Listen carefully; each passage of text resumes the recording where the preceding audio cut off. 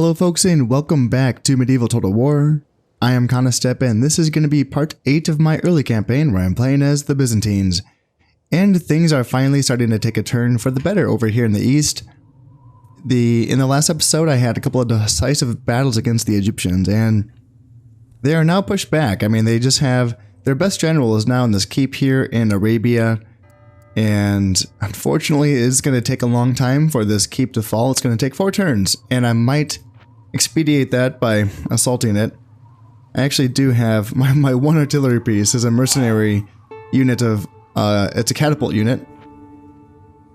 And I'll probably just bring that over and I can assault the castle next turn. Therefore, you know, taking 2 turns off of that process. And then there is the Sultan here in Syria. And he has a pretty decent force, although there isn't really much cavalry besides his unit of Gulam bodyguards, but there's a bunch of archers, desert archers, Muwahid foot soldiers. It's a tough force for sure, but I think that it's time for me to go in and finish this once and for all. And I think I can do that. It's going to be tempting. I want to bring over this unit from Palestine, or this army from Palestine. I can also bring over this general, Prince Andronicus. He's been pretty good for me. He's been a veteran of this campaign against the Turks and the Egyptians. And he is a complicated character because, you know, he's a natural leader, so with that +2 morale. Unfortunately, though, because I had him call off an attack, he's also hesitant, which is going to be -2 morale, so that's not going to count for anything. But also, he's a skilled attacker, so +1 command when attacking. So no morale buffs. All in all, that got cancelled out, but he will be a 6-star general when he attacks, which is pretty nice, and I think I will have him lead this assault, even though it's literally just him and one bodyguard. That's all that's left in his unit. They are 7 Valor though, so they're going to be beast mode, but still, I don't want them to be fighting in anything, but he can at least lead this army, and I have room, so I have room for him and then one other unit, but I probably want to leave some units here in Palestine. Let's see how this looks. So yeah, Palestine's in the red. Let's bring this down to very low taxes. It's 87%'s not bad. That probably puts me in a position. I do want to obviously reinforce Egypt so that I don't want to give the Almohads any cause to attack me, any reason to think that they can attack me. So I brought over Prince Manuel just to kind of like bring some numbers over. In fact, I should probably not train horse archers and just keep training urban militia just because they have 20 more men in their unit, and I think numbers really counts for a lot when they're kind of spying on the numbers and they're trying to decide whether or not to attack. I think that numbers counts for a lot, so just to get a better unit, or bigger unit should I say. Frankly, urban militia and horse archers are both kind of useless against this army because the Saharan Cav will just chase down all of my horse archers and beat them in combat, and the 2 units of desert archers, yeah, like the urban militia are just going to get shot to pieces by desert archers. And I guess they can cut through peasants. I guess that is the use for them. Yeah, I'll get some urban militia going there. And yeah, so let's see, I have to kind of stabilize things here, but obviously I don't want to destabilize Sinai as well, so let's see, I have room for 2 more units here in Syria, but I have more units surrounding as well. Like I can bring in some more horse archers here, I can bring in horse archers from here. Let's see, I can bring in a bunch of units from here. Yeah, that's 1, 2, 3, 4, 5, 6 units. So that helps out. I can also bring in a unit of urban militia. So that's 7 units that I can probably just leave behind here in Syria. Are there 7 units here that I don't want? I mean, let's see, if a 15-man unit of archers, yeah, they can stay behind. Air infantry, you can stay behind as well, I suppose. Let's see, javelins, I probably don't need you, because there's not going to be too much heavy cav, just that 1 unit of Gulam bodyguards. So that's helps. Let's see, loyalty's up to 97% with those units staying behind. And so let's see, 1, 2, 3, 4, 5. So just 4 spots, including the general, so I can still leave some units behind. So yeah, let's leave behind these units as well. And that leaves me with 7 open spots in this army, so that's going to be 1, 2, 3, 4, 5, 6, 7, 8. Okay, one extra guy. Let's see, I can leave one more unit. Is there one more unit? I kind of want those spears. Just because I don't really have much melee at all. Let's see. I suppose I'm bringing enough horse archers in so that I don't need... Yeah, I can leave one of these horse archers behind. And that helps out a lot. Yeah, that's puts Palestine at, you know, where I want it to be. Well, not quite. I do want it to be over 120% to guard up against reemergences, but the Egyptians are not dead yet, so I don't have to worry about emergences. Yeah, that's the thing. Like, you want it to be over 120% if it's land that has belonged to a faction that's dead. But in this case, it doesn't really matter. You know, as long as it's over, you know, like a healthy amount over 100%, that should be okay. So Sinai's at 130%, so that can probably spare like one unit of peasants, right? And that feels okay. Now they're at 113. Okay.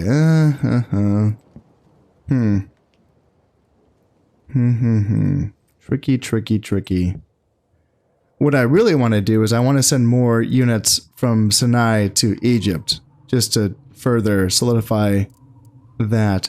Can I send this 91-man unit of spears? Would that be okay? So 115%.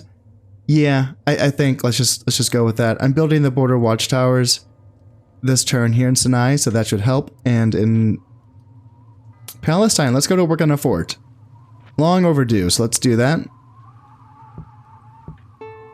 Other than that, though, I'm being really modest with my expenditures at this point.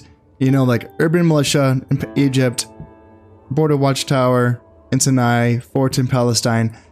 Other than that, I just want the boats. I want the boats out, and I want to get that going. I'm going to be going to war. Well, not war. I mean, I'm already at war with the Sicilians, but I'm going to be attacking the Sicilian boat here in the Sea of Marmara so that I can claim the Black Sea as a trade route for myself. That would mean that I could trade with the Polish, at least. Hopefully they've taken Kiev by now so that I can trade with Kiev as well. See, now I'm a little bit confused. I've heard kind of different things here saying that you can't actually trade with the rebels or you cannot trade with the rebels.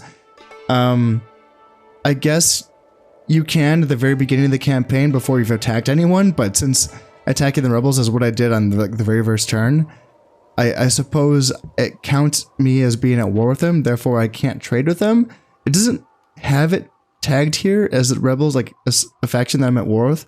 In Shogun it did. In Shogun it would say that you are at war with the rebels, you know, under this tab here, so it's a little confusing. It makes me think that I'm not at war with them, but I have noticed in past campaigns that I am not trading with provinces that are owned by rebels, so it is a very interesting thing. So I think that I need these factions, or I need these provinces to be taken by other factions before I can trade with them. So hopefully Poland has kind of taken these provinces, at least Kiev and Crimea. That would be nice. At the very least, I'll be able to trade with Moldavia and, yeah, Moldavia can trade with Constantinople and Greece because they both have ports and trading posts. And I can spread this fleet out. I would have one boat for the Black Sea, one boat for the Sea of Marmara, and then one boat for the Aegean, and then a bunch more galleys on the way. And then, yeah, once I've connected it to the Mertun Sea, then I'm not going to leave this area until I have enough boats to push out in force into the Ionian or the Adriatic or the Tyrrhenian Sea, you know, at 2 boats at a time to try to make sure that these boats don't attack me. The Sicilians, for instance, yeah, I don't want them attacking him anymore. Somehow I got a ceasefire with the Italians. I don't even know how that happened. Doesn't make sense to me based on how I understand automatic ceasefires to work. So I'm not sure about that, but let's get another peasant here in Greece. And let's bring you back here. And now that I don't need to keep sending all of these troops back over to the east, which is what I was going to do, I can probably bring these guys back. So what do I need? Some javelins. Javelins in Serbia, that looks good. Keep my emperor here in Constantinople, that's fine. I can retrain my horse archers, that's fine. And let's see, peasants can hang out here. And I have some Byzantine infantry that can go, let's see, I got 4. So I have 3 there, and then 1, 2, 3, 4. So let's just bring these up here to Bulgaria. And then let's just train perhaps just 1 more unit of peasants here in Constantinople. I do like to keep 2 in each place. That might be something that I changed down the line. It is excessive. It is. It probably is excessive keeping 2 units of peasants. I find it useful having a bunch of peasants because it means that you can kind of do what I've been doing in this campaign is when there's an emergency, you kind of just shift them over to another province, move them down the line.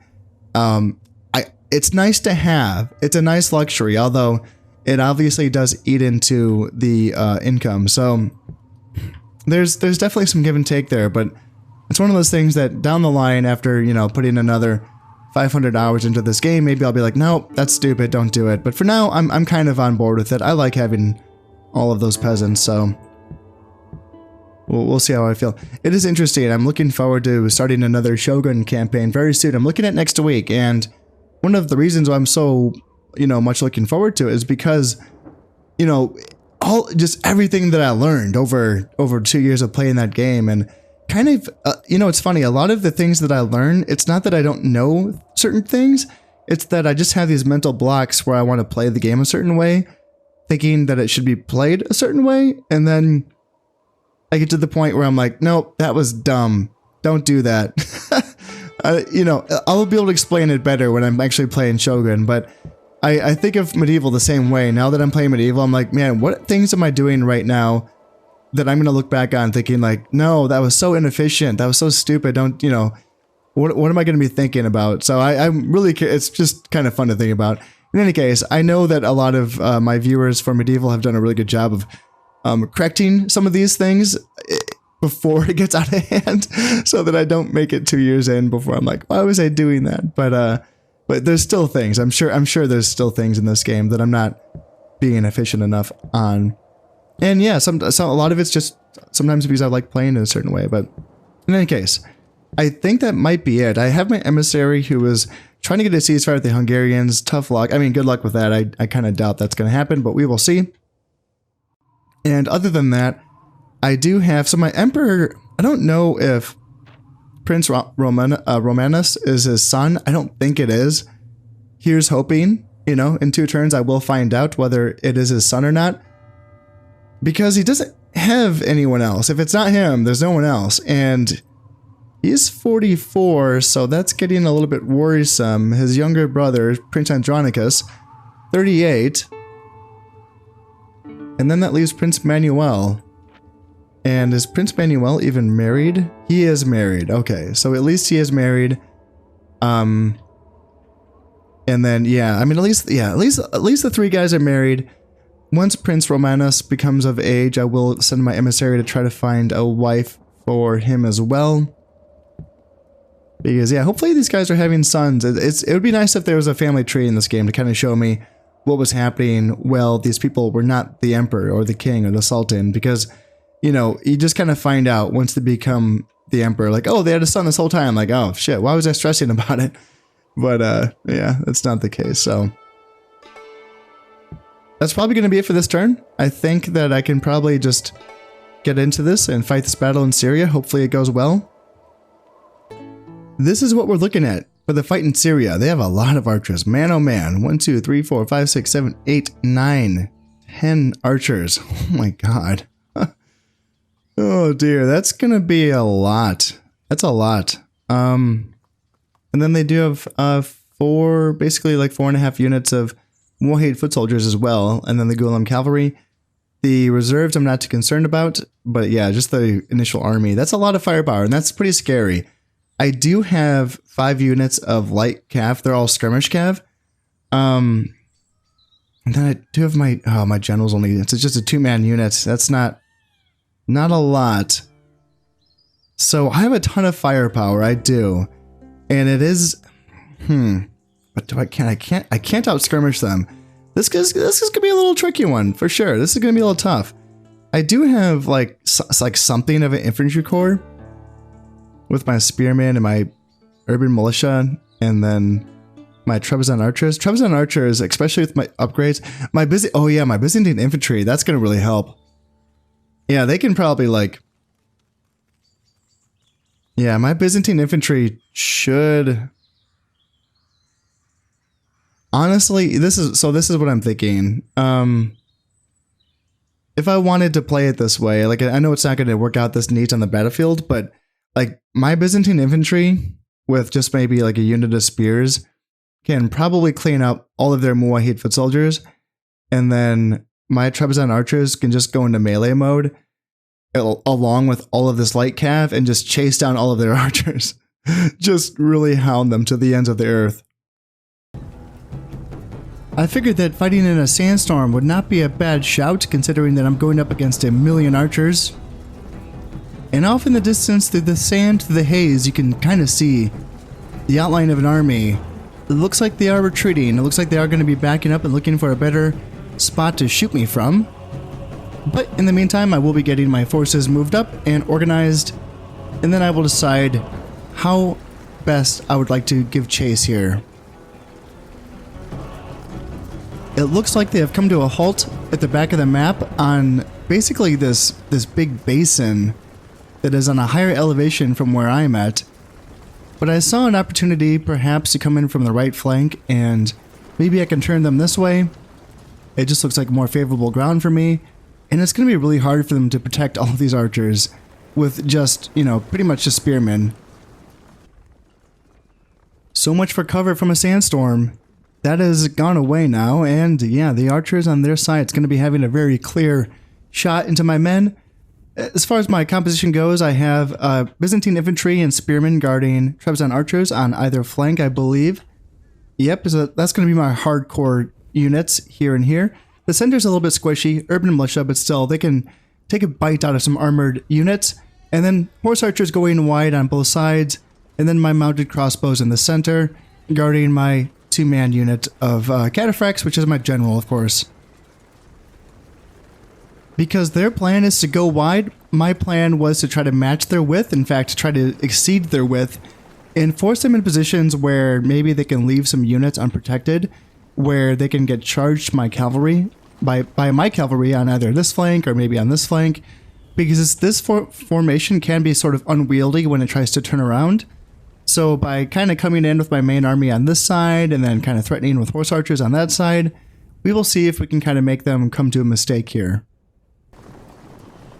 Just as this army tries to turn around and maybe retreat, and then they see my horse archers kind of cutting off their retreat on this side, well, I see some desert archers that are a bit, you know, unprotected here. You know, there's 3 units of archers here before we can get to the spearmen, these Muwahid foot soldiers. So I send my horse archers right in. I'm thinking, all right, let's go for it. Let's get at least one grab on some of these guys here before they can even start shooting. And while I'm charging them, that's going to give my infantry time to close the distance while they're not getting shot. And this is a really good opportunity for me, because right now my infantry is closing the distance and they are moving. They're not set. They're not in formation. They are moving around and they're not shooting me. Now I do sort of leave my cavalry in this engagement for a little bit too long here, and they will get caught by these spearmen, but hopefully some of my horse archers will be able to get away here. On this side, same thing. I see, okay, these guys are really far out here. Let's get a pick. Let's see what we can do. Desert archers, regular archers, I don't care. But let's get a pick before these spearmen come in to assist. Well, my horsemen are creating these opportunities for me. Let's not waste it. Let's get in here with my infantry and close the distance. Luckily, I was able to get my horse archers away on this side. Yes, they did take a bit of, you know, they're running away actually, but I think that they will probably rally with enough forces left, and now I can bring my Byzantine infantry in to fight up against these 2 units of Muwahid foot soldiers. Probably going to be a tough fight, honestly, but a fight that my Byzantine infantry should win. And now spearmen versus Muwahid foot soldiers, that's going to favor them. So I'm bringing in my Byzantine infantry to flank that unit. And this whole time, my archers can shoot into these units as well. Mounted crossbows are also shooting. On this side, my horse archers are causing havoc. And now I can push my left flank out to assist on this side as well. Did I lose a horse archer unit? Yeah, so these guys did rally. That's going to be really good for me. And this is going to be a tougher fight, so I'm setting my urban militia in to assist with this. It looks like my Byzantine infantry actually did get broken by those 2 units of Muwahid foot soldiers, which is interesting. I kind of thought that, I didn't think that's how that happened, but in any case, we will see if they, I mean, they're taking a lot of fire from my Trebizond archers, and now my urban militia can kind of show up the center here. Not a great fight for them, but they should be okay. And then on this side, yeah, spearmen are moving forward, and this flank does not have its Byzantine infantry because I sent it over to this side.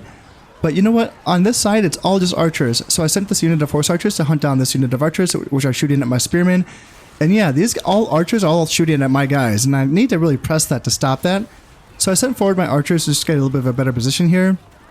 Here, urban militia chopping down Muwahid foot soldiers, at least. I mean, they're not great at this, but like they should win that. And let's see, it looks like these guys, I mean, they're getting shot at in the rear, so I should be able to break these Muwahid foot soldiers eventually. And then these horse archers, I will activate them. And I think I want to send them after these archers as well up here. I got some Byzantine infantry that are rallying, and that's going to feel good. These horse archers need to be rallied as well. Let's see, on this side, yeah, horse archers are breaking their archers. And then my center's pushing now. Now spearmen can go in and chase off their archers. My archers can provide overwatch fire. We are chasing off archers on this side, and my micro at this point in the battle, like, was really far stretched. I brought my general up just to kind of support with his morale. I do not want to get him involved. I just want him closer to my men so he can provide a larger radius for his command bonus. Now this Gulen bodyguard is going to go right after my horse archers, and I actually prefer this. You know, these units are fast enough to where hopefully they can get away, and at the very least they can lead these Gulen bodyguards away from the epicenter of the combat so that I can actually focus on driving off the rest of these archers, which is the main threat in my opinion, right? If I can bring in now all of my infantry to get rid of their archers, not have to worry about their heavy cav chasing down and, you know, killing my swordsmen, my archers, this is going to be a good grab for me. Yes, it sucks, you know, losing some horse archers. Hopefully they can get away, but the fact that they are drawing him away from the epicenter of the combat, all in all, that is a good situation for me. Some camels have been brought in, and I know how to deal with them by now, so I bring in my urban militia and my spearmen, and we should be able to chop down these camels. Although they do put up a pretty decent fight here. And then these peasants are going to come in as well, but at this point, I have a lot of archers. They can pour their shots in and, you know, get rid of these peasants with basically like zero, I'm pretty sure it's zero armor for the peasants. And yeah, I will be able to clean these guys up. Even these urban militia are going to fight well against peasants. Meanwhile, my horse archers are doing a decent job of getting away. Like, they keep on running away from these Gulen bodyguards. They got caught there a little bit. They lost like 5 or 6 guys in just one little charge, which sucks. But yeah, there's 9 left in this unit.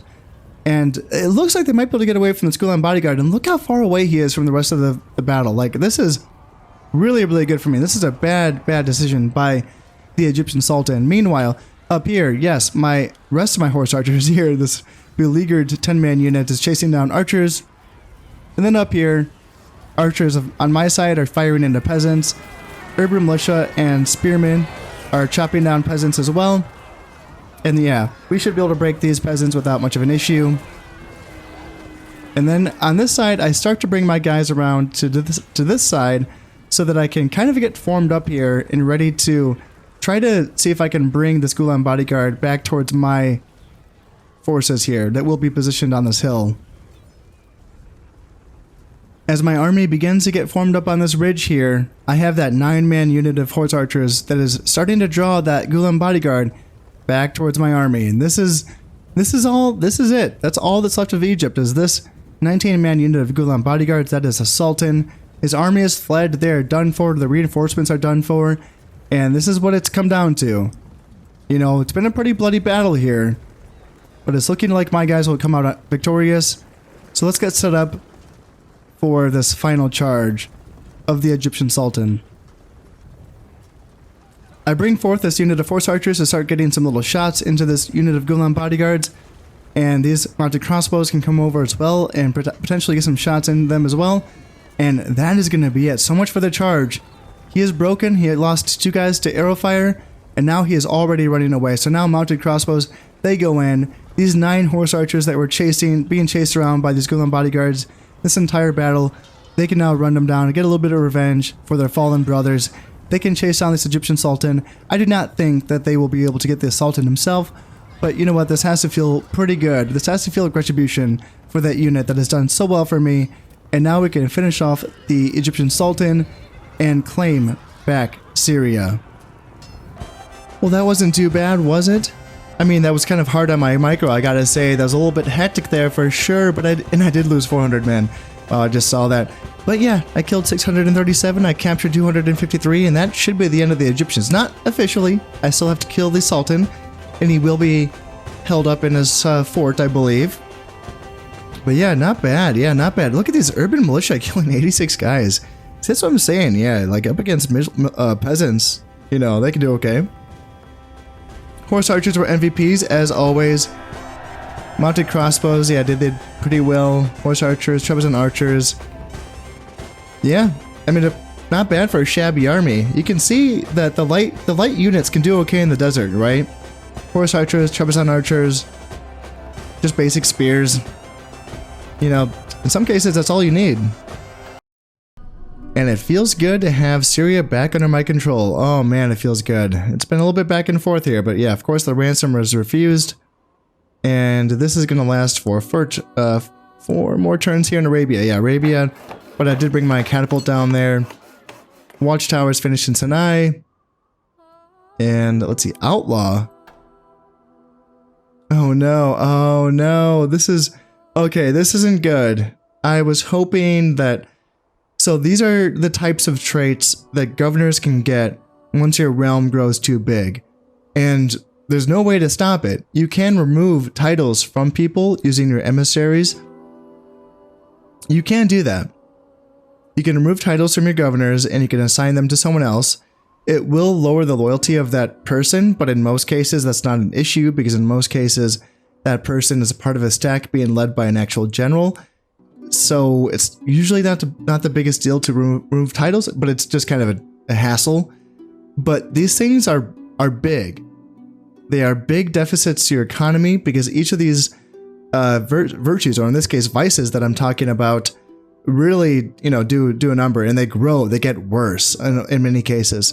So in this case, he's an outlaw, Lord Nicephorites, and he abuses his position to rob and cheat honest traders and merchants taking goods and money with menaces. He has so far managed to hide his involvement in this thievery, minus 10% agricultural output and minus 10% trade income. And this is for Arabia. And yeah, it's going to be worth looking at that because, like, Lord Nicephorites says, I'm sure that he would not be a lord if he wasn't a governor. So yeah, that's going to be worth keeping an eye on. And it's also worth considering, so if that's the case, like, where am I at numbers-wise in the provinces? Because I've been wondering this for a while. Like, what's that actual number that it takes to hit that point in the realm where you start getting these vices? 1, 2, 3, 4, 5, 6, 7, 8, 9, 10, 11, 12, 13, 14, 15, 16, 17, 18, 19, 20, 1, 2, 3. Is 23 the number? That seems like that would be a weird number. Like, why wouldn't it be like a, 25 or 20 or something? Interesting. So, so this is the empire that I was expecting. Like, I wanted to hold on to this. This is what I wanted to hold on to. And I didn't really intend to expand much outside of this during this campaign and just simply build things up and withstand the menaces that will be approaching me from my borders. That's kind of the plan that I had in mind for this campaign. And knowing now that just this number of provinces is enough to trigger that point when governors start getting vices, these bad vices, that's interesting. It makes me kind of wonder, what I could be doing differently here. In my initial Byzantine campaign, I did not attack Egyptian and Turkish provinces. I held on to what I had and I just holed up and it went well. I mean, it was a little tight in certain situations, but overall it went well. And my governors did not get these vices during that campaign. So yeah, in any case, let's just kind of lower. Yeah, that's fine. And then that's fine. So I guess I lost a governor. Let's double check this and find out who this guy is. So yeah, it's him, the Duke of Nicaea. Yeah, he's an outlaw. So this is, so Nicaea is going to be, and that's a bad one because Nicaea, I has decent income. And it could make money off of trade as well because it does have grain. So and yeah, it's trade and agriculture. Yeah, that's bad. I'm going to need my emissary to go have a little chit chat with him. Speaking of which, you are going to be having a chit chat with the Hungarian king any moment now, hopefully. Looks like the Hungarian king is doing a good job of evading you. But I trust that you will get there eventually. Gosh, I don't even know if this army can take on this keep. Even with this catapult, it's going to be a bloody one. My oh my. But I'm tempted. I really want to go on there. I want to finish this off. I don't want to wait 3 more turns. I do not. But I don't have a general here. That's not good. I thought I meant to keep one here, but I guess that did not. I must have forgot to do that. Yeah, this could be tough. But I'm so tempted to go in there and see if I can get it done. I see these cheeky little Sicilian boats linking their lands to Greece. You know what? I can be a slow learner sometimes, but sometimes I can figure things out. I brought some troops back from Bulgaria and Serbia to try to reinforce Greece, at least until I can get my boats guarding my coastal regions.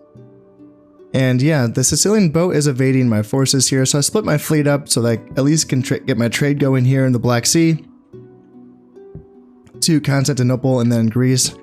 And I'll keep chasing this boat if I have to. I'm going to keep producing boats, and that will make it easier to eventually get some dominance out here on the seas. So first things first though, trade with Greece, trade with Constantinople. These places are ready to start making some money. And yeah, I want to still be conservative with my building for now, because I do want to mostly just focus on getting my boats out. Once my boats are going, I'll be able to make a little bit more money, and then at that point I can splurge. I already have a trading post here in Tripoli, but I need a port. And then Antioch needs everything. They need a port, they need a trading post, so these are going to be very important to get going. Egypt as well does not have a port or a trading post, so that's going to be important for me to get going. Yeah, those are the 3 main provinces that I need to build up and start making money off of. Well, here goes nothing. This is going to be the siege in Arabia. 77 of their forces remain. I have 412, but I do not have a general. I have only 1 piece of artillery, and I have a very tired and scrappy force. Let's see if we can cut this down. I have set my catapult within range of the outer wall and the inner wall. I know that leaves him susceptible to arrow fire, so I'm guarding him with this 7-man unit of Arab infantry. Hopefully they get the job done. I don't want to waste too much time on this outer wall, so I sent some peasants up to help break down this gate. And then I do have archers in loose formation who are going to be using their fire arrows to burn down a hole through this wall as well. Turns out there's just going to be that 1 unit of Bedouin camel warriors, which is actually the general, so he's going to be a tough guy to bring down. And then my horse archers are backing up as well. They cannot use fire arrows, so they will be brought up pretty soon here to just kind of get some shots in on him. And then on this side, we have some javelin men who are just kind of waiting their turn, and some naphtha throwers who I think I will be hiding behind this wall shortly. And then back here, my 6-man unit of spearmen, which is my general. I'll just be kind of like leaving back here to keep him safe. And this is my main corps, like my main fighting corps is my 96-man unit of spearmen and my 49-man unit of Byzantine infantry. The outer wall is now broken, and I will be waiting for my main corps to come through, I think, before I start fighting here. And yeah, the outer wall is broken as well. I switched my catapult onto the inner wall so I can start working on that. It's going to take a little bit longer. It is a stronger wall than the outer wall. And yeah, my horse archers and my regular archers, or my Trebizond archers, are all shooting into this general now. And yeah, they're doing a lot of damage to him. My peasants are just waiting. They don't want to go fight up against that general by themselves. Yeah, they will wait for the spearmen to come in first, and they can do a good job of cutting down this Bedouin camel warrior. Here comes the charge. This man, he's not going out without a fight. No, he is not. Yeah, the spearmen The peasants, ooh, yeah, I got my peasants in there. Yeah, they got broken right away. So, yeah, that was a mistake. They should not have been leading that charge there. But you know what? Now that the professionals are in the fight, the spearmen and the Byzantine infantry should make short work of this guy. There's 4 left in his unit. I'm bringing in the javelin men. And by the time they get in position, there's like barely any camels left. And I was like, yeah, let's not throw javelins. Let's just kind of charge in there with our swords and finish off the general. He stands alone. It's just him and his trusty camel.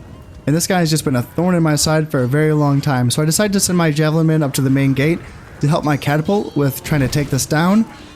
And we will see how that goes. I kind of decided pretty soon that, like, this thing's powerful.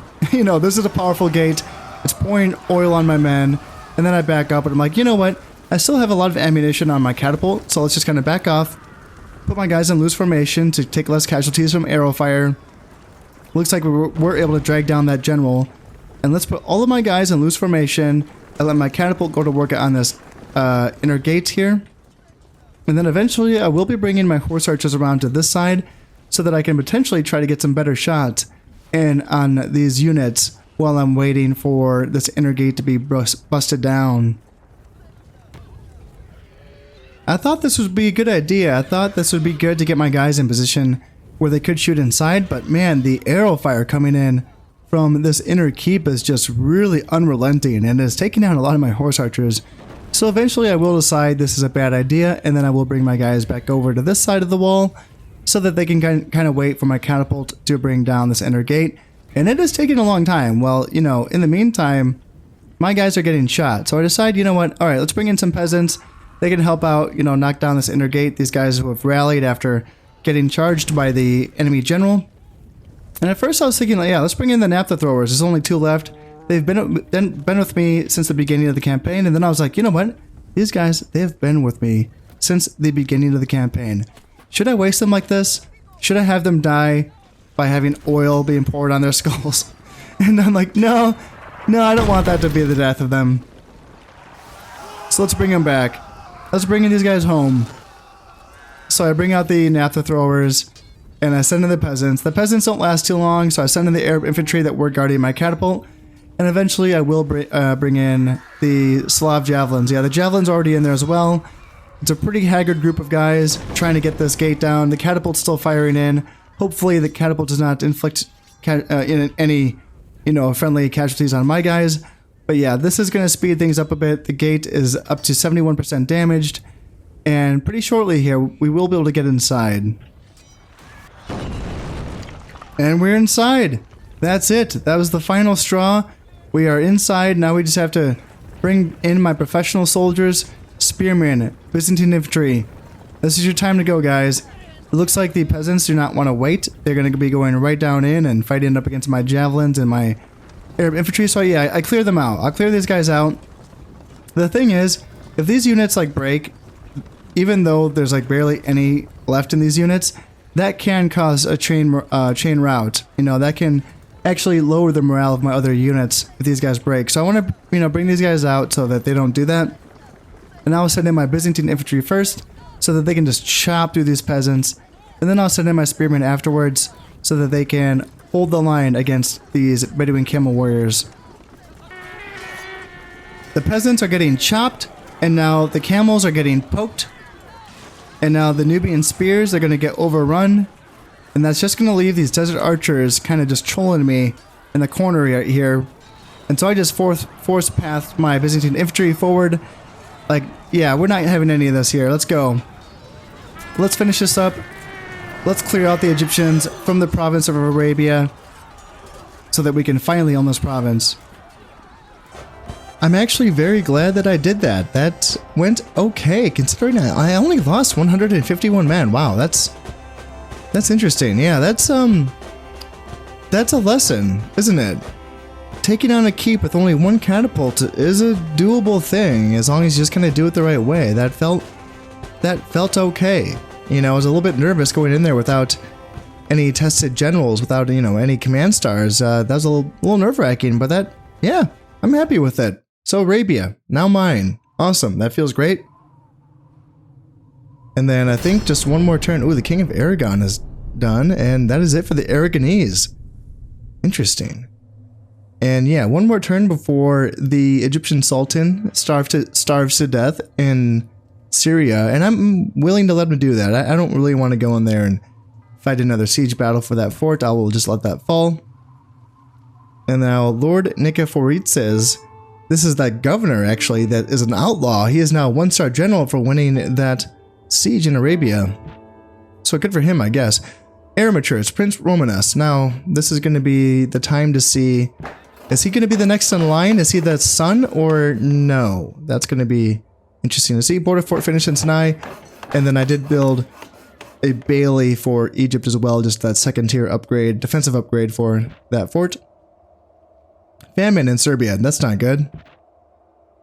And yeah, the Hungarians do not want a ceasefire, that's to be expected. Alright, Prince Romanus, weak principles, so that minus 20% to bribery cost, that's not an issue because you cannot bribe heirs, although I guess that could be an issue once he's no longer part of the succession line anymore. And he's also a natural leader though, so he's going to give +2 morale and then +1 loyalty, so that is good. And gosh darn, Prince Romanus is not, yeah, he's not the next in line. That sucks. So my next in line is this 40-year-old who's done so well for me. You know, Prince Andronicus, he's earned it. Hopefully you have some sons, man, because your older brother is not, he's not doing the work. He's not getting it done, so. Yeah, at the age of 46, you know, if he had a son next year, he'd be, so 47, and then, let's see, 57, 60, he'd be 63. He'd have to live to the age of 63 for his son to become of age. So that's a little bit nerve-wracking there. So yeah, hopefully Prince Andronicus has some kids on the way. Let's check out Prince Romanus, see what kind of stats he has. Looking pretty good. 5 dread, 3 command, and 3 acumen. Yeah, solid stuff. And as far as the argument or the thought that people had, when I was reading the forums, a lot of people thought that the influence of the emperor or the king at the time that an heir becomes of age influences how good that heir is. And I gotta say, you know, considering he has 8 influence, and considering that he is a pretty solid heir, you know, it's worth keeping an eye on, seeing if there's some merit to that. So, in any case, I think Prince Romanus can probably go up here and help lead this army that's guarding Bulgaria. Well, the emperor, actually, how about I switch this around? The Emperor can hang out in Constantinople, and then Prince Romanus can guard Greece.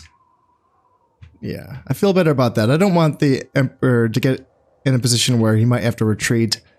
And I gotta say though, the Sicilian army is not looking too great. 3 units of Royal Knights, sure, that's a lot, but then it's just peasants and spears. And then inside of here, more peasants and more spears. So yeah, I'm not too concerned about the Sicilian invasion from into Greece. That's not really my concern. My income is not boosted the way that I thought it would. So yeah, I think I'm only trading with the Polish here in Moldavia. I don't think I'm trading with Kiev or Crimea or Khazar, which is unfortunate, but oh well. Let's do this then. Let's move this galley into the Aegean, and then let's move these boats into the Mertun Sea to try to push off the Sicilian boats from here. And then let's get another Dromon being built. I'm just kind of going back and forth between Dromons and galleys. Get a nice little balance there between boats that can cost a little bit less for upkeep and be a little bit faster in the Dromons, and then the galleys that are a little bit tougher in a fight. Now let's see. So we do have 3,000 money left, or in our treasury. Actually, let's get someone be a governor of Arabia. How's Arabia doing? Ooh, they're not doing well. Very low taxes. They're not doing well. Of course, I can build a border fort that will help. And then if I can find a governor with a bit of dread to them, that's going to help as well. Manuel Comnenus, 4 acumen and 3 dread. You will do nicely. Yeah, I think so. Let's make you the governor of Arabia. You'll never go there. You'll never hear of it again other than in your income reports. But yeah, you are now the Duke of Arabia. 47 income. Hot damn. But loyalty of 90. That helps. That's the right direction. So let's probably move some soldiers over from Sinai. And that puts me at 107. Let's do Yeah, Sinai's not doing great either. They can start building a fort here in Sinai. And let's see, I can probably bring over a peasant from Egypt. And that can help me bring over something. Yeah, that feels a little bit healthier. And I can keep training urban militia in Egypt just for some numbers here on my border. And pretty soon I can start bringing over the remaining, the remnants of these armies that have been fighting the Turks and the Egyptians. They can come over here to Egypt. They can kind of consolidate, lick their wounds and just kind of stand off and face off against the Almohads and say like, hey, remember, we're friends. Don't fight us. Pretty soon. So in the meantime, though, I think Prince Emmanuel's doing a pretty gosh darn good job of doing that. But yeah, I just want to make sure that nothing fancy happens. So I need to make sure I can keep building boats. Of course, that is the main priority. It would be nice to start working on ports and trading posts in these provinces, but until I actually have a formidable navy, that's kind of besides the point, Like, navy first, for sure. Navy is a priority. Maybe start building a keep in Georgia feels good. It just feels good because, something might attack me from the east at some point, and having just the biggest, fattest castle I can get in Georgia would be pretty nice to start working on, because these do take a long time to build. Oh, it's so tempting. It's 1,000 florins, though. It's very, very tempting. Oh, yeah, and I am training these bishops here in Constantinople just so I can get more bishops down here. I need to convert the populace to Orthodoxy just to kind of help out with these loyalty issues. I already have a bishop in Sinai in Egypt, but I need more, so I'm going to keep training them in Constantinople. They're very cheap, They're cheap, and I can just kind of focus on boats in these provinces, and I can just take a break from training soldiers for now, and that should be fine. And that is going to be it for the Egyptian Sultan. The faction is now done. Yeah, they're out of there. Syria is now mine officially, and now we can start building that up. Border fort is finished here in Arabia as well. And yeah, see, this guy... Wait, this is a different one. This is a different Lord Nicephorite says. This guy's in Naples. Minus 30% cost of bribe. Well, if I had some assassins, I could make sure no emissaries get to him, but I can't have any assassins yet. Hey, this is looking okay. This is looking a-okay. Income could be a bit better. 1,600 is... It's okay, though. Everything is, like, fine-ish. Got another boat going here. And I was able to push the Sicilians out of the Mertun Sea. So, from here, I'm not going to move out of here until I have 2 more boats. And then I can move into the Ionian. Although I say that, there's currently 2 Sicilian boats in the Ionian Sea. And yeah, we are still at war with them, which is unfortunate. But I did send my emissary to try to talk to this German princess. I don't know where he went, because she's in the province where he just was, so... Yeah, that's a little bit confusing. But yeah, I'm trying to find a wife for Prince Romanus. Other than that, though, I think I'm just, let's see, sitting on 3,000. I can probably start getting a little bit... Probably start getting just a little bit adventurous with... Start, like, getting a port going and getting a trading post going. Yeah, let's do it. Let's get a trading post in Egypt and... Arabia, you can just focus on... nothing right now. But yeah, let's get a port in Tripoli, and then Antioch can do a trading post. Ooh, and let's find a governor for Syria as well. Stephen Provivachi, you can be the governor of Syria. Sounds good. Go for it. Didn't really look at Dread on that one because I figured this army can hang out there for a little bit. And yeah, let's get some Ooh, I think I have some peasants that are available. Yeah, you, and then you can be retrained. Oh, huzzah! My ruler has given birth to a son. Well, gosh, I don't know if he's going to live long enough. to see his son come of age. However, and this is another kind of funny thing that kind of, I'm not sure if it's real or not, but I think it is. The son still, I believe, remains in the succession line even after the father dies. So even after one of his brothers takes over for him after he dies, I feel like the son is still there and can still be the next in line, regardless of if the brother has children while he's an emperor. It gets confusing, but I feel like the son remains in that line even if the emperor does die. I feel like that's what I noticed, but again, I'm not sure. I don't know many things.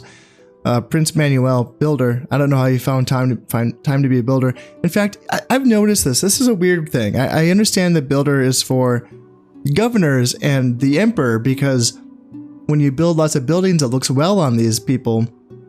But for the heirs, who cannot be governors because they cannot be granted titles, it's funny how they can become builders.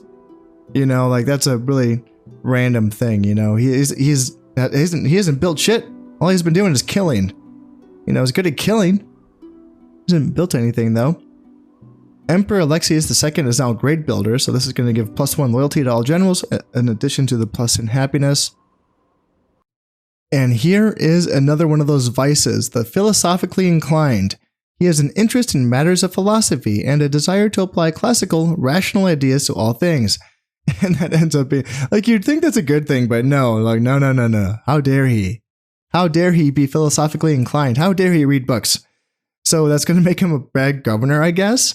So that's going to give -5% to the agricultural output and then -5% to the trade income. So not as bad as outlaw, but yeah, it's not good. Yeah, that's a funny thing. 23 provinces. That's all it takes. 23 provinces, and that's I don't know if that's the line. Maybe the line's 20 provinces, but it's just funny because I didn't notice anything until I hit 23. It's really too bad. But oh well. And we have a Sicilian fleet coming into the Mirtune Sea. Well, this is a little bit scary. They have a 2-star admiral. They have a dromon, and then they have a bark, which is a boat that is typically associated with the Western Catholic faction. So I guess the Sicilians can train or build both boats. I have a 3-star admiral. I mean, I don't know if a dromon and a galley beats a dromon and a bark though. The stats for a bark look a little bit better. 1, 2, and 3. And then for the galley, it's 1, 1, and 2. So yeah, I don't know. The fact that I have a 3-star admiral makes me feel like I should have a chance, but I think I'd be safer off bringing another boat into this. And I believe, my understanding is that that boat will count into this engagement if the Sicilians attack me. However, if I attack them, then it would not count. That's my understanding, but my understanding of how the naval combat in this game works is like nothing. I don't know shit. It's all a mystery to me. So I'm trying to figure these things out. So yeah, gosh, hopefully I don't lose 2 boats in that. That's like my best admiral. And I was hoping to not take long before I can push out into the Ionian Sea. Okay, well, the Hungarians are going in for an attack on Serbia, and what do I got here? So this is actually looking okay for me. They have a lot of horse archers. They have, let's see, 1, 2, 3, 4, 5, 6, 7 units of horse archers, and then I have 5 units of Trebizond archers, and then 1 unit of horse archers myself. Now, their horse archers are pretty decent in melee. They have these Z Kellys here. Other than that, though, like 1 unit of spearmen, 3 javelins, 3 Slav warriors. Their melee prowess is not that much. And their general's only a 2-star general. I also have a 2-star general, happens to be a unit of Varangian guards. And then I also have 4 units of Byzantine infantry, as well as some spears and some javelins as well. Like, if I can hole up in a forest, this is going to go pretty well for me. I had a choice here when I was choosing forests. This one is in my deployment zone. It is right here. I could have deployed right inside of it, although it looks a little bit small. and it comes to a little bit of a hill right outside of it, so that they could have just kind of stood right on top of this hill and shot down at me. I didn't like the feel of that, so I chose the riskier option. This forest is outside of my deployment zone, and therefore I don't even know if it's really playable. I don't know how much of it's playable. Some of it might be, some of it might not be. I will have to find out once I press begin battle. And then I have this unit of horse archers playing Overwatch just to see if they can kind of check this army while I get situated here in the forest.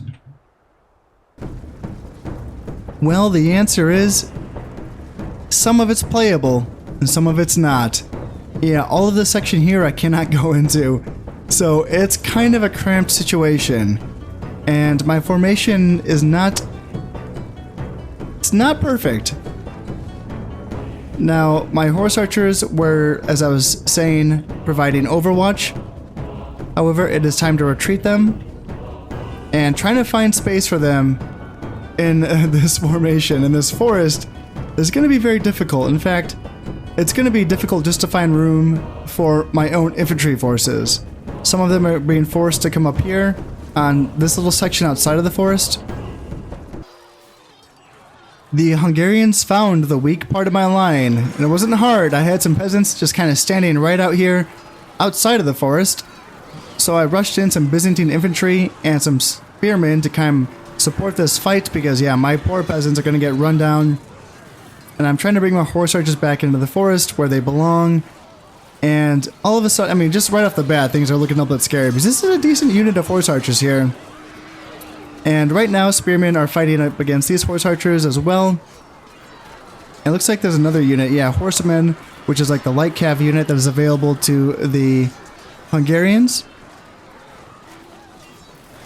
Now we have another charge coming in against my spearmen, and yeah, my spearmen break, and this is kind of stressful for me because I'm thinking like, I could have really needed these spearmen, and I have some Byzantine infantry still hanging out in the forest, but yeah, these horse archers will be charging right off into my guys, and at least in this case, I should be getting the bonus of fighting in the forest, and I was really hoping to rally these spearmen. There's still 49 left of them, but that is a tough loss.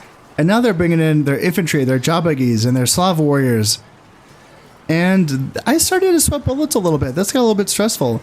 King Bela II's right here in this unit of Royal Knights. And I'm bringing down another unit of peasants just for some mass right here. And some Byzantine infantry as well. These Byzantine infantry are taking some shots from horse archers. My archers are all firing in, but yeah, it's a little bit stressful here. And I think, yeah, these Jabagis are now throwing their javelins into my Byzantine infantry, and that's tough. That's going to be very painful. Now their king is in battle.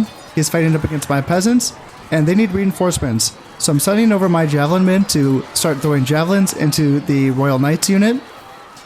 And then I start to send over my Bavarian Guard to help out with that fight as well. On this side, Byzantine infantry holding off against just a horde of Slav warriors, and this is really stressful. But we are chopping through these Z-Kellys on this side. My Slav javelins are throwing their javelins into these horse archer units, and we can start targeting these Slav warriors as well. And yeah, here we come. Here comes my hero that I needed. The Varangian Guard General comes in, and he is just going to chop down this unit of Royal Knights. There's only 5 left, and they're completely surrounded. And just like that, I mean, he's down, he's all of a sudden by himself, just like that. Like immediately, he stands alone. And it couldn't come at a moment too soon, because right when their horde of infantry come clashing in, I'm thinking, they're going to envelop me. I'm going to have to charge in my archers to start fighting their Slav warriors. My Trebizond archers could beat that, but you know what? It's getting to the point where it looks like their units start to run away. In fact, their units start to run away when their Hungarian king is actually still in the fight, although he might be trying to run away. But yeah, that's gonna be it. They start running away, and their king is trapped. He gets cut down by a bunch of angry Viking bodyguards to the emperor of the Roman Empire. And then I just unleash the horse archers. They can do what they do best. Just run down as many guys as you can. Unfortunately, in this case, it's probably just going to be mostly Slav warriors, but I will take all the kills that I can get. That one got quite a bit little dicier than I thought. They went in for a decent little charge there, didn't they? And I probably did not choose the best location. I don't know. I didn't really have a great forest location to hide in. I wanted to perhaps go to another one, but yeah, I was a little bit cramped in that forest and I couldn't really get the formation that I wanted to get. And yeah, that forced me into some kind of awkward engagements, but all in all, at least I pulled it off and at least I was able to take out the Hungarian king. So hopefully I'm able to maybe force them to get a ceasefire due to, you know, the outcome of this battle here. And I was able to sink both of their boats. Awesome. So they did attack me and I was able to take care of the boats. Oh, that's so big. That is so big. So the Sicilians are down 2 boats and it looks like I was able to raise some cash off of the people that I did capture during that battle. And now I am the richest. Okay, wow. So yes, the King of Hungary has been killed and his heir has taken over. So they are not done for. And Stephen Symesis is now 3rd rank general. That is that Varangian guard. He's doing well for me. He's probably the guy that chopped down that general in the first place, or that king. Trading post has been finished here in Antioch, so that's going to help out a bit. And yeah, insufficient funds. I'm just building everything now. I don't even care. I'm just going for it. Another son's on the way. Well, yeah, it's about goddamn time, you know? And moral flexibility for Lord Diogenes.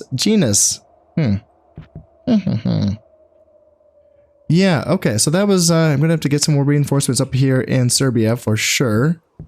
Just in case they, okay, got a new king, 4-star general, natural leader, numerate, believer, is already better than his father. Yeah, he's not bad actually, King Kalman the First, he's not bad. Alright, how are we looking? Income's at 2,500, okay, that's feeling a bit better now. That is feeling a little bit better, so now that there's just 1 Sicilian boat here in the Ionian Sea, I can send these 2 boats. This is my 3-star admiral, correct? Yes, you go here. Then try to push this boat out of the Ionian. And I can bring these 2 more boats, and you guys can come over as well. And they can move on into the Adriatic in just a moment, or a couple more turns, should I say. A couple more turns. And there's no boats in the Adriatic, and I believe last I checked, the Italians are fighting the Germans. So they are too busy to restart a war with me, hopefully. And there is a couple Italian boats, but yeah, if I move out in force, hopefully I should be able to start trading with all of these ports here, not the Hungarians of course, but the papacy, the Italians. That would be nice to get some money going there. And yeah, it'd be nice to get a ceasefire with the Sicilians as well, so I could trade with them. If not, though, there's still, you know, plenty of people I can trade with. So yeah, that's going to be looking good moving forward. It feels nice getting these boats being built here in the islands. And it feels good getting these trading posts finished out here in the Levant. I did decide to splurge and start building a keep here in Georgia just because it's time. I got to start working on it, you know? But yeah, as things start to look better as far as loyalty-wise goes out here in the east, I can start moving these armies down to Egypt and just kind of consolidate stuff and get rid of what I don't need. A lot of these mercenaries I don't need, but I'm just keeping them around for now just for loyalty purposes to keep these provinces happy. But once it's looking good, I do want to start, I started building a keep here in Palestine as well so that I can eventually build a church here so I can spread the orthodoxy to all of these regions around here. Obviously, the bishops will do that as well, but the church will make it go by faster. And yeah, these bishops, I can keep bringing them down. You go here, and then you there, and then you there. Yeah, the church will help out, and the church itself gives a happiness bonus or loyalty bonus to the province that it's in as well. So that's going to be nice, you know, solidifying that and being able to get these armies out of here, and as I said, either disband the mercenaries or merge the units that are veterans or just, you know, retraining units. It's going to feel really nice to clean this up and try to get a little bit more efficient cost-wise out here. Maybe even up here as well. Like I trained up just a mountain of peasants because I was afraid of these rebel attacks, and then I just hired these huskarls, and everything's been fine ever since.